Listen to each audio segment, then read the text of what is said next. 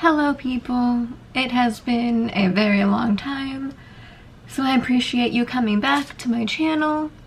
We have a lot to catch up on.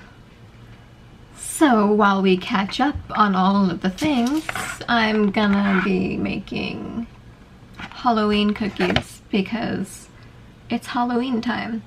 Really, Halloween starts on August 1st, but normal people don't think so. So let's start from where we left off. Around the time my last vlog was put up, I got admitted to a partial hospitalization program for mental health, and I was there for 2 months, so definitely wasn't able to vlog then. It helped, I think. It helped me be more capable of dealing with all of the issues that I'm dealing with at home, so that's nice. And then I got my feeding tube changed to a button, which is nice, but then they didn't send me the correct extension tubings for me to be capable of running feeds. So I've been without feeds for almost 3 weeks now. So I'm dealing with that currently.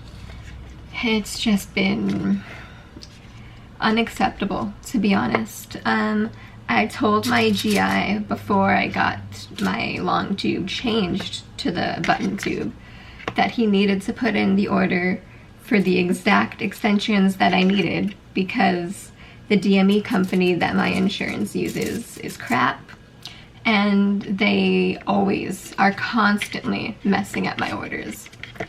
So that didn't happen. He didn't believe me. He said that it's fine, they'll give me an extension tube when they place the tube, which they did, but that broke within 2 weeks.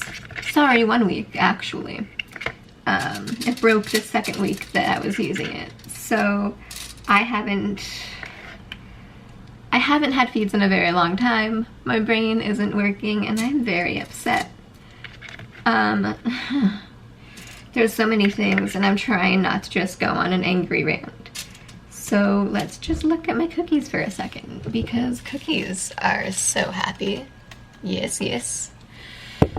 Alright, I'm gonna put them in the oven and then we will continue my trying to not rant, catching up talk.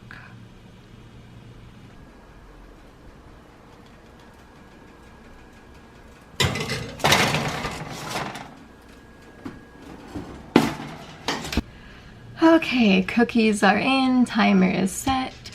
Time to try to not rant some more. So I'm still fighting to get the correct extension tubes.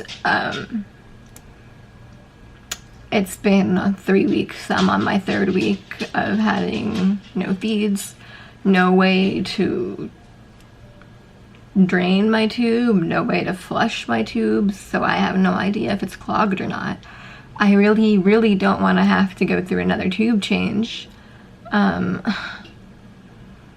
It's getting ridiculous, and honestly, I have a friend that works with malpractice lawyers that is helping me trying to find one that works in my county that's willing to help me take on my particular insurance, because my particular insurance is just a big flaming pile of poop with its policies and just the way it works. It's so incredibly frustrating.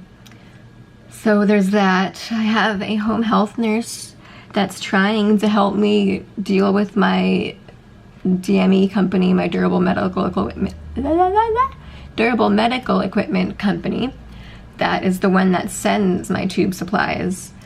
We're both trying to fight with my insurance and the DME so I can get the right extension tubes so that I'm capable of running feeds, which I need because I've been... Solid food has not been pleasant. Let's just go with that. Yeah, it's been coming up. Hasn't been staying down. So I've been drinking smoothies, and sometimes those don't even stay down. a week ago, I was, I'm trying to not make it disgusting. I was going to the restroom and then I vomited up my smoothie from yesterday, like from the previous day. So I'm worried that something happened when they changed my tube, because ever since then eating has been getting even more difficult. And I was able to eat before, like just really small amounts because of the tumor causing pain whenever my stomach expands. And now I haven't been able to eat anything, and it's actually been coming up, and that wasn't a problem for me before. So there's so many things. Not to mention the fact that when I was supposed to get my feeding tube changed the first time, they called the morning before my tube replacement, and they said that they had canceled it because they don't have the right tube. But when I made the appointment, they said that yes, we have that tube in stock, it'll be no problem. So there's just so many things, so many people lying and not doing their jobs, so much malpractice, honestly. When I first got a surgical feeding tube, I was supposed to get a MIC-G, and they placed a blue Foley catheter, but I signed for a MIC-G tube. So I have a binder that I'm coming up with, and hopefully the malpractice lawyer will be able to help me organize it a little bit better, but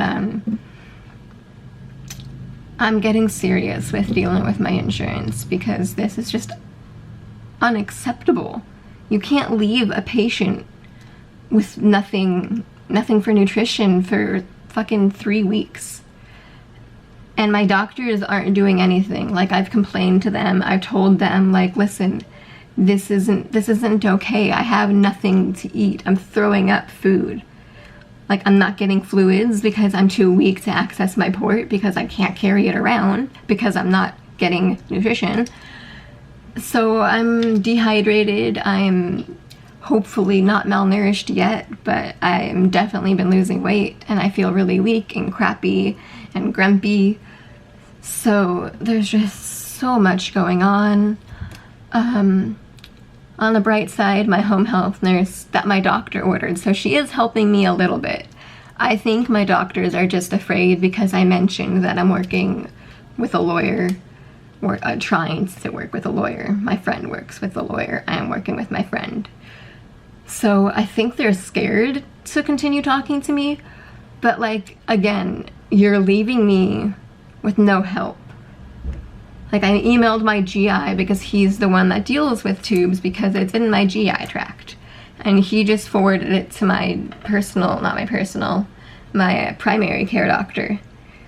And she's just like, I'm sending you a home health nurse to help you, and that's it. Like, they won't respond, they won't try and contact the DME. They're not helping, they're not doing their jobs. And I'm really sick of letting it slide because they are really good doctors and they're helpful, but like, this is fucked up. This is something that really, really matters. I'm not getting nutrition. And it feels like nobody fucking cares. Like, the DME doesn't care, my insurance doesn't care, my doctors don't care. My nurse definitely cares. She's very upset about it. But I'm over people not doing their jobs, because that's what it is. It's like, I am the patient, and maybe I just sound like a spoiled brat, but like, I am not supposed to be calling 15, 20 different people, getting forwarded to different people, trying to get my supplies. When I told my doctor what I needed him to do, because my doctor is the one that is supposed to put the prescription for the tube in to the DME so that they are capable of sending it to me. Like,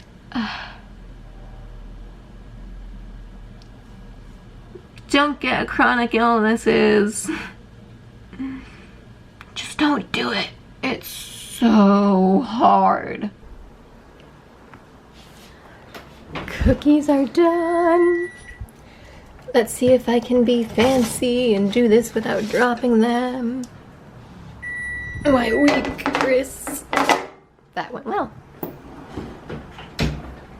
I can do the YouTubes, as I can't figure out how to turn my oven off.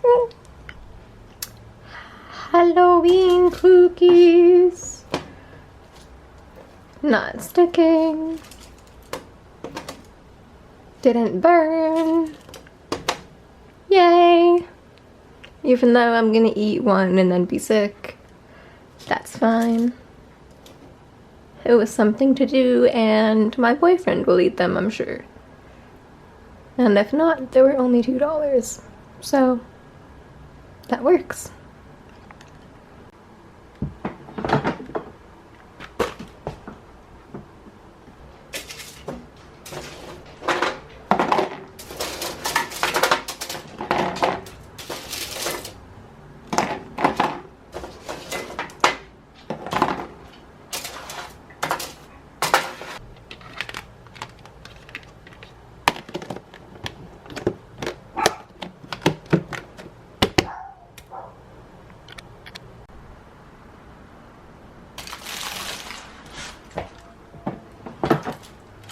Oops.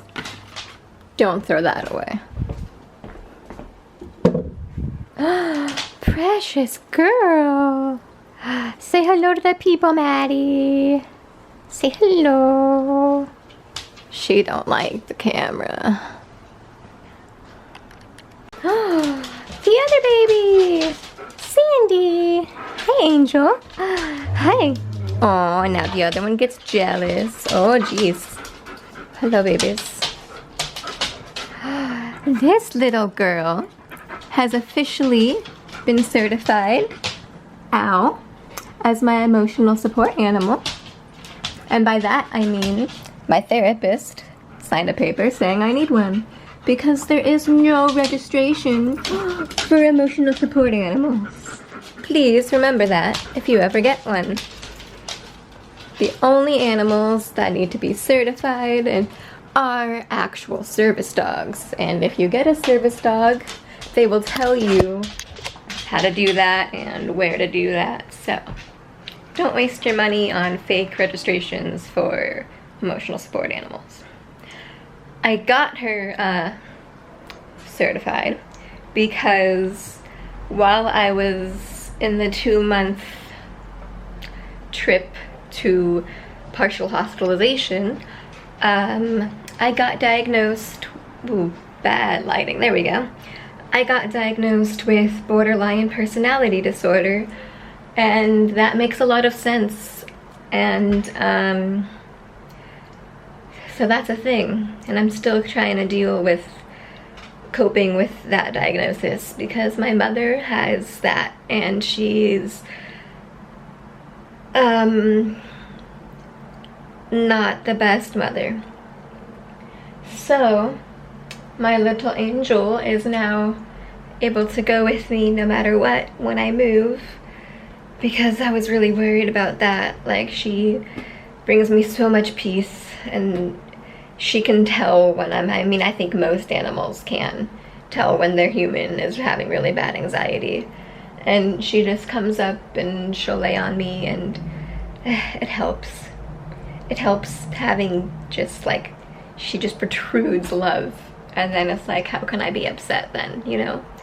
How can I think bad thoughts when I have something that loves me and needs me sitting in my lap, begging for my attention? So I'm very happy that she gets to go with me wherever I go. I mean, wherever I move, she doesn't get to go with me in stores and whatnot, because the rules, only service dogs are allowed to go with you anywhere. Which I'm hoping to get eventually, but right now I am not in the right house. I am not in the right financial state, because they are expensive, and they're expensive to take care of, because they need to be as healthy as possible, because they are taking care of you.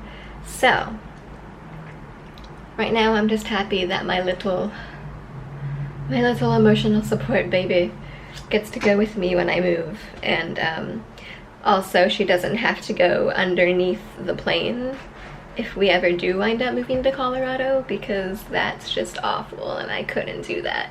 That would give us both such bad anxiety, oh my god.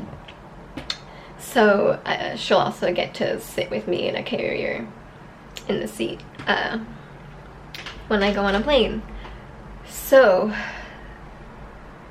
that's a thing that I wanted to talk about, the diagnosis, new diagnoses that I've had over the past few months. I've also been diagnosed with craniocervical instability that has been caused by my hypermobility and kyphoscoliosis, my doctor thinks.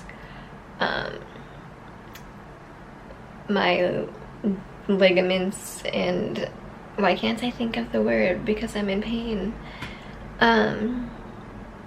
Connective tissues, there we go, aren't strong enough to hold up my head, and because my spine is so messed up from the kyphoscoliosis and lordosis and whatnot, it's not in the right place. My vertebrae aren't in the right place, and then everything is just pressure and pain.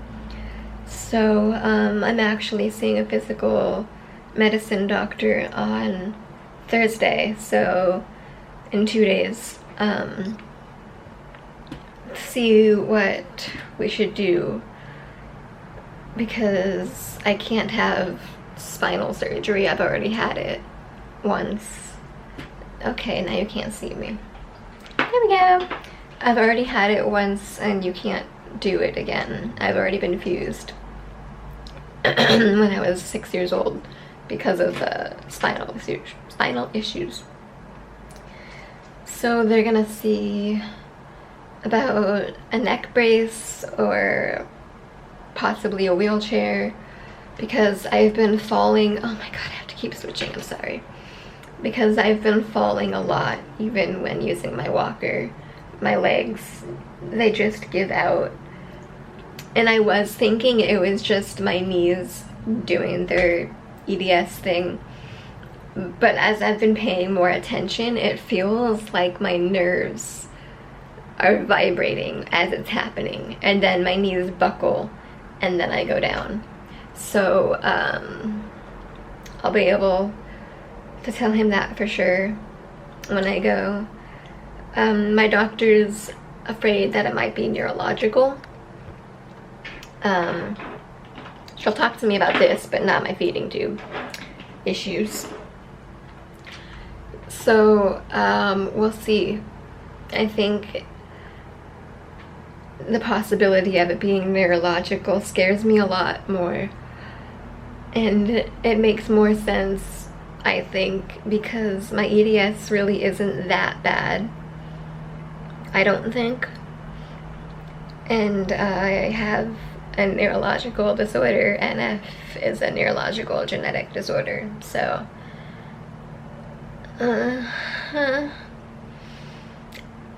your bitch might be in a wheelchair, and honestly, I don't know how to feel about that, and I'm trying not to think about it because it's not a definite thing yet. My doctor said that I should probably be in one for long outings, like if I go to a theme park, right, or I don't know, the fair. I don't know what long outings would be considered. So if you have ideas for what long outings would be considered, leave that in a comment down below. But then she said nothing about how to obtain said wheelchair, so I'm assuming the physical medicine doctor will be talking to me about that. I'll bring up that she mentioned that. There's just been so much that I haven't been able to tell you guys because I've been dealing with my brain and my insurance, and therefore my body has been getting worse because no fees and whatnot, and stress, and so I'm just dealing with it as much as I can. Dealing with the increased brain fog.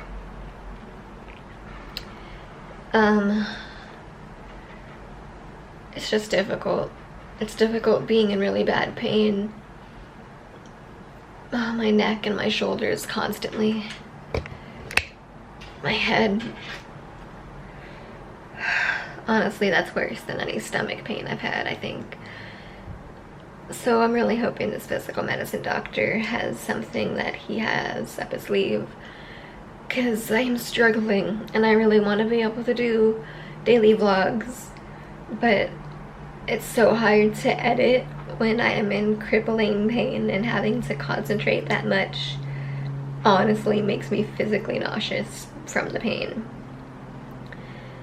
So I'm going to try, I don't know what to vlog because I don't leave the house very much and I'm boring. So if you have things that you want to know or things that you want to see or see me do or try to do,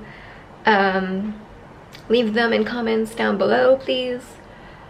I think I'm gonna end this vlog for today.